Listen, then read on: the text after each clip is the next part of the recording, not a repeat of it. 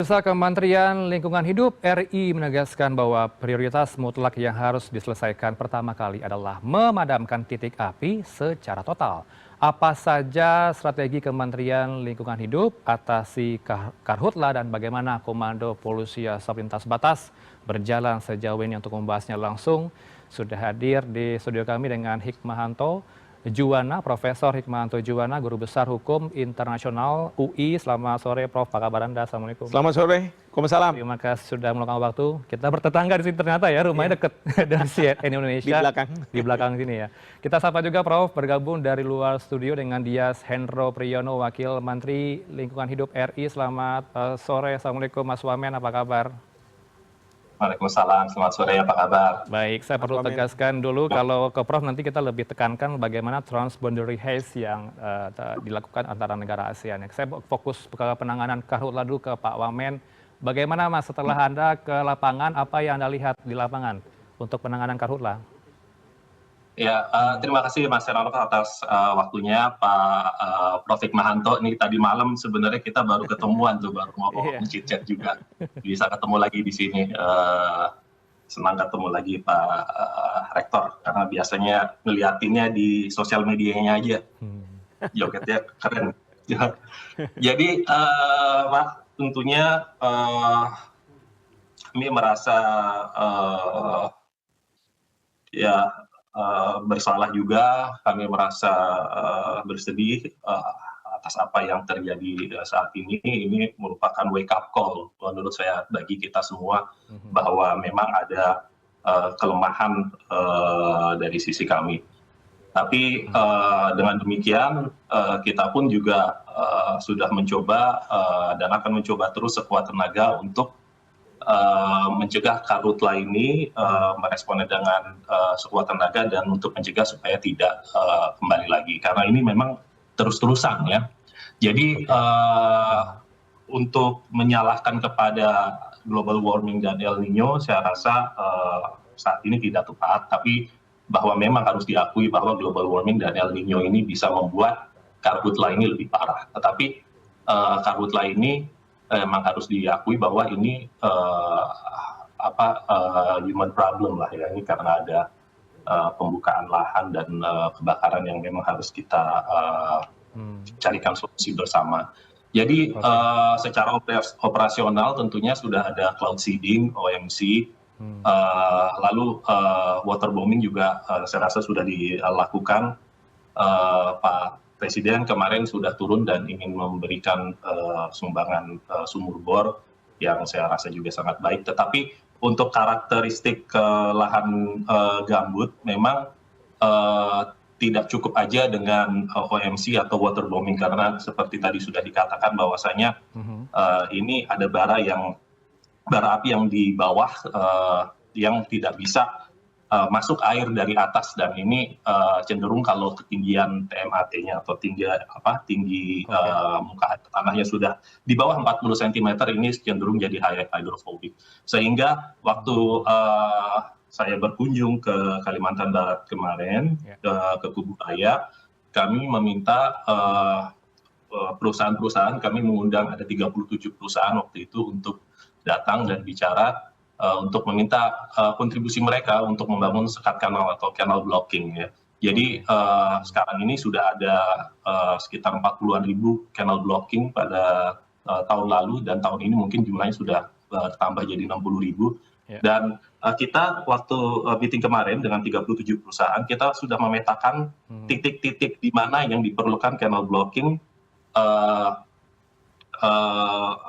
berdasarkan dari hotspot yang ada ya. Jadi titik-titik tertentu, masalahnya sebenarnya ternyata di titik-titik itu, walaupun perusahaan itu sudah willing untuk membangun canal blocking, masyarakat ternyata ada yang juga tidak menginginkan, karena dengan alasan bahwasanya nanti takut kebanjiran ladangnya dan lain sebagainya. Dan karena itu saya juga minta kepala desa dan dinas LH kabupaten untuk melakukan pendekatan-pendekatan kepada masyarakat. Karena kalau tidak dilakukan canal blocking ini, sangat sulit untuk dilakukannya melalui OMC dan waterbombing saja gitu, bukannya itu tidak efektif, tetapi tetap harus dilakukan itu. Dan sebenarnya canal blocking ini cepat juga, sudah kita hitung-hitung hanya sekitar 2 minggu sudah selesai, dan harganya pun juga tidak terlalu mahal, hanya sekitar 7 sampai 30 juta saja. Jadi itu secara operasional, cuman mungkin secara peraturan kita pun juga paham ya bahwa sudah ada peraturan yang pasal 69 ayat 1 nggak boleh bakar, tapi 69 ayat 2 itu tentang kearifan lokal untuk yang 2 hektar per kakak itu.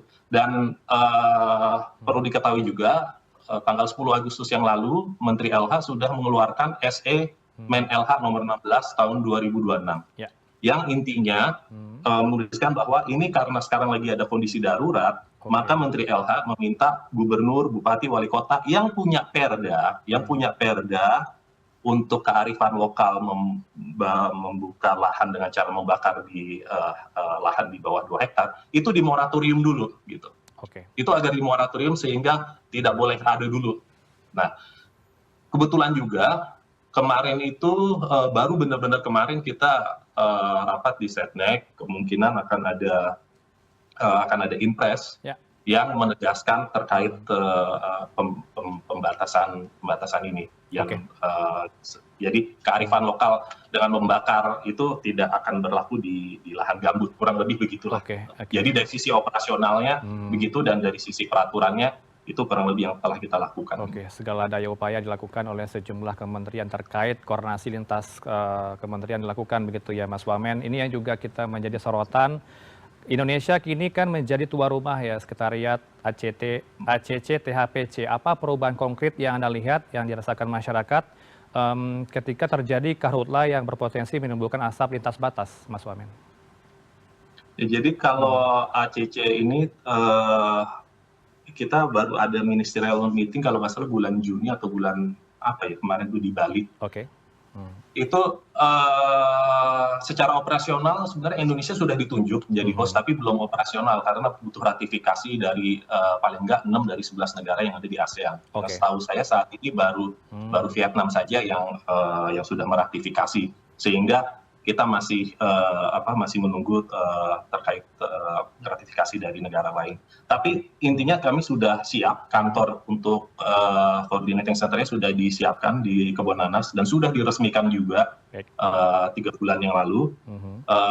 Lalu anggaran juga sudah disiapkan. Tapi harapannya ini dengan kerjasama ASEAN ini ya kita akan lebih banyak information sharing-nya gitu loh Pak. Jadi akan ada sistem deteksi dini, akan terintegrasi mulai dari ASEAN sistem yang dikelola oleh ASEAN, ASMC, terus ada sistem yang dikelola Malaysia, sistem yang dikelola oleh Indonesia dari Siponggi dan BMKG, semuanya menjadi satu. Dan ini akan meningkatkan deteksi dini. Dan juga jangan lupa juga bahwa di ACC ini akan ada roadmap itu menuju haze free ASEAN pada 2030 itu. Sehingga kita punya semacam komitmen tambahan kepada ASEAN untuk menuju haze free ASEAN. Saya bergeser ke Prof. Hikmah. Prof, apakah komando regional benar-benar bisa mencegah konflik diplomatik atau hanya sekedar menjadi forum koordinasi ketika asap sudah terlanjur menyebar? Jadi pertama yang ingin saya sampaikan bahwa memang di antara negara-negara ASEAN itu mereka membuat agreement yang disebut sebagai ASEAN Agreement on Transboundary Pollution. Nah, itu mengatur tentang asap, karena asap ini biasanya tuh kejadiannya di Indonesia, tapi dampaknya itu ke negara-negara tetangga, yaitu Singapura kalau di Sumatera, Kalimantan sekarang, Malaysia, dan kemudian juga Brunei, bahkan mungkin sebagian ada yang sampai ke Thailand. Jadi pada tahun 2002, negara-negara ASEAN tentu ingin mengatakan pada Indonesia, ayo udah kita selesaikan sama-sama mengenai masalah ini, sehingga ada agreement itu. Nah, bagi Indonesia, untuk meratifikasi perjanjian itu butuh waktu sampai dengan tahun 2014. Karena walaupun pemerintah setuju, tapi DPR nggak setuju. Karena dianggap sebagai, ini kan sama saja melanggar kedaulatan kita. Memangnya kita tidak mampu menyelesaikan masalah ini sendiri gitu kan. Tapi kan tiap tahun terjadi. Nah oleh karena itu, karena situasi yang tiap tahun terjadi dan memang kita tidak punya kemampuan, mungkin gitu ya pada waktu itu, sehingga ya sudah kita ratifikasi. Tapi ingat pada tahun 2016, ini setelah Singapura meratifikasi, itu kejadian kebakaran hutan. Dan pada waktu itu Singapura langsung mengambil tindakan hukum. Jadi tidak seperti sekarang Malaysia dan Brunei mengambil langkah, ya mekanisme ASEAN gitu kan, jadi diplomatik. Tapi waktu itu Singapura sudah mengambil langkah hukum. Pertama adalah ada direksi dari perusahaan sawit di Indonesia yang dituduh mungkin terlibat dalam pembakaran hutan, walaupun tadi Mas Dias katakan mungkin tidak perusahaannya, tetapi masyarakat yang karena local wisdom itu membakar lalu apinya loncat gitu kan. Nah itu ditangkap di Singapura karena yang bersangkutan habis dari luar negeri, kemudian transit di Singapura, ketika ada di hotel langsung ditangkap, diproses hukum di sana. Nah ini kan memunculkan permasalahan. Belum lagi waktu itu Singapura bilang, kami ini terdampak dengan asap karena ISPA, anak-anak, lalu kemudian juga situasi Singapura juga kan dia hidup dari penerbangan. Ya, itu berdampak pada penerbangan internasional yang melakukan transit, sehingga akan menggugat Indonesia. Nah, itu langkah hukum. Nah, tapi kemudian bisa diselesaikan dengan baik. Dan sekarang ini Malaysia dan Brunei sepertinya mengatakan bahwa ayo kita selesaikan secara ASEAN. Nah, kalau kita lihat dalam agreement ini ada 3 hal yang perlu dilakukan. Pertama adalah preventif, ya. Nah, tadi Mas Dias tapi katakan bahwa preventif ini belum dilaksanakan secara menyeluruh. Karena 2023 Presiden Jokowi sudah menyetujui bahwa akan ada Indonesia sebagai pusat komando.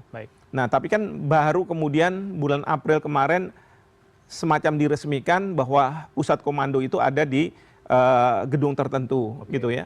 Nah, tapi itu kan preventifnya belum dilakukan. Nah, tapi sekarang kalau menurut saya sudah masuk ke isu yang berkaitan dengan bagaimana penyelesaian bersama. Ya, jadi kalau misalnya penyelesaian bersama ini, kita tentu tidak bisa dimintakan ganti rugi atas asap yang kita timbulkan ke negara tetangga. Tetapi dengan adanya agreement ini, semua negara tetangga ASEAN ini, mereka harus membantu Indonesia bersama-sama untuk bisa memadamkan kebakaran hutan ini. Nah, memang yang saya lihat sekarang, kita masih dalam kapasitas kemampuan Indonesia. Baik itu anggaran, personil, dan lain sebagainya.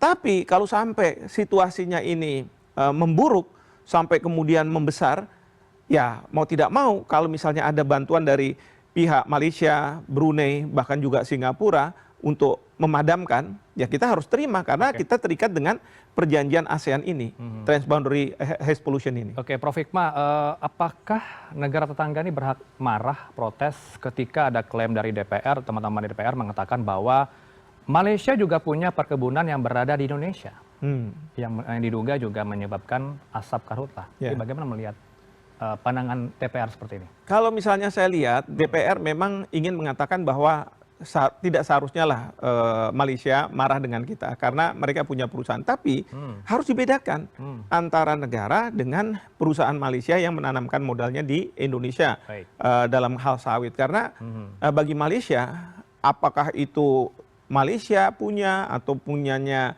Indonesia atau punyanya warga negara asing lainnya, itu hutan itu terbakar di Indonesia dan itu berdampak pada negara mereka. Dan negara mereka, rakyatnya marah sama pemerintahnya, seolah-olah tidak melakukan tindakan apapun, sehingga pemerintah perlu untuk melakukan suatu langkah ya terhadap Indonesia. Nah, langkah ini kan bisa langkah hukum atau langkah diplomasi. Nah, Malaysia mengatakan bahwa udah mekanisme ASEAN yang kita gunakan. Ini maksudnya adalah langkah diplomatik yang harus dilakukan antara Malaysia, Indonesia, dan yang protes sekarang Brunei. Baik. Bukannya tidak mungkin nanti juga Singapura ikut masuk juga. Oke, saya langsung lempar ke Mas Wamen. Seperti apa langkah diplomasi yang mungkin Anda dorong ke Kementerian Luar Negeri dengan kaitan ini tadi, protes dari negara tetangga? Ya, saya rasa kalau protes ya berhak aja ya, karena memang mempengaruhi mereka, dan saya rasa kita juga nggak usah artinya ada denial bahwa wah ini begini nggak apa-apa. Nggak, memang kalau terbukti bahwa ini merugikan tetangga kita gitu. Dan ini justru harusnya kita jadi wake up call, harus ada yang dibenahi di dalam negeri. Tetapi aside from that, saya memonitor juga rapat ASEAN yang terakhir ini yang baru dilakukan, ASEAN Senior Officer Meeting ini dilakukan setahun sekali. Ini baru selesai 14 Agustus yang lalu nih, kalau nggak salah 10 sampai 13. Dan di situ saya sudah antisipasi, wanti-wanti apakah hal ini akan dibawa oleh Brunei dan Malaysia. Ternyata sampai rapat terakhir tidak dibawa juga gitu. Jadi ya saya nggak tahu apa yang terjadi, tetapi tidak atau belum, saya kurang tahu. Dan yang kedua, tentunya kita melakukan langkah-langkah diplomasi dan yang secara personal juga. In fact, Menteri kami, Pak Junhur, telah melakukan hubungan telepon langsung dengan Menteri Lingkungan Hidup Malaysia, dan bahkan Menteri Lingkungan Hidup Malaysia itu menyerahkan ke kita saja gitu. Kalau misalnya memang ada dia bilang syarikat Malaysia yang ada di Indonesia yang nggak benar, ya silahkan saja diproses dengan hukum yang berlaku, dan kita akan berada di bawah Indonesia kurang lebih seperti itulah gitu. Jadi saya rasa itu dari sisi diplomasi yang saya sudah monitor. Oke, bisa Anda tambahkan, Prof, sekaligus closing statement Anda dari statement Mas Wamen barusan? Ya, ini tentu kita harus lebih siap ya, terkait dengan kebakaran hutan ini, karena ini bukan masalah domestik Indonesia. Menurut saya kita tidak perlu menyalahkan siapapun, karena bagi negara tetangga juga kita harus pahami, rakyatnya pun bisa marah sama pemerintahnya kalau dia tidak melakukan suatu tindakan. Nah, langkah yang sudah dilakukan oleh Malaysia dan Brunei sudah menurut saya tepat, bahwa pendekatan diplomasi yang harus dikedepankan, bukan pendekatan hukum. Dan mudah-mudahan mulai sekarang itu akan ada upaya bersama untuk mencegah terjadinya kebakaran hutan yang asalnya dari Indonesia. Baik itu dari sisi dana, karena ada di dalam agreement itu bahwa dana itu tidak hanya dari Indonesia, tapi dari negara-negara ASEAN, karena ini masalah bersama. Dan yang kedua adalah personil-personil, bahkan juga hal-hal yang dibutuhkan dalam rangka pemadaman. Dan yang paling penting juga adalah mengedukasi masyarakat di Indonesia tentang bahayanya kalau mereka menggunakan api untuk mengubah mungkin dari hutan ke menjadi sawit gitu ya. Jadi ini harus juga diperhatikan, dan saya berharap upaya untuk membangun awareness ini terus dilakukan oleh Kementerian Lingkungan Hidup. Ya, semoga ini dikerjakan oleh pemangku kepentingan, termasuk dari kementeriannya Mas Wamen, Dias Hendro Priyono, Wakil Menteri Lingkungan Hidup RI. Terima kasih untuk waktunya Mas Wamen, Mas Dias, dan juga di studio Profesor Hikmahanto Juwana, Guru Besar Hukum Internasional Universitas Indonesia. Selamat sore Bapak-Bapak, Assalamualaikum. Prof. Terima kasih, Prof. Ya, terima kasih Pak Wamen.